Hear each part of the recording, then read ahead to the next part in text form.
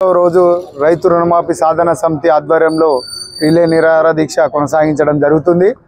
అయితే ఈరోజు రుణమాఫీ సాధన సమితి ఆధ్వర్యంలో కొందరు రైతులు మంత్రి గారిని కలవడం జరిగింది. స్థానిక ఎమ్మెల్యే గారు మంత్రి గారిని టైం తీసుకోవడం జరిగింది, రండి అంటే రుణమాఫీ సాధన సమితి నుంచి వెళ్ళడం జరిగింది. అయితే మంత్రి గారు ఏదైతే అఫీషియల్గా సీఎం గారికి ఫైనాన్స్ మినిస్టర్ గారికి తెలియజేశాము, వారి దృష్టికి తీసుకెళ్ళానని తెలియజేయడం జరిగింది. దానికోసం అని చెప్పి వారి దృష్టికి వెళ్ళి మాకు ఎలాంటి హామీ ఇంతవరకు ఇంకా రాలేదు కాబట్టి ఆ హామీ వచ్చే వరకు ఈ రిలే నిరాహార దీక్షలు కొనసాగిస్తామని చెప్పి, అదేవిధంగా మా 1189 మంది రైతుల అందరం కలిసి ఈరోజు ఇప్పుడు సాయంత్రము ఏదైతే మెయిన్గా రుణమాఫీ సాధన సమితి కమిటీ కార్యాచరణ ఉంటుంది.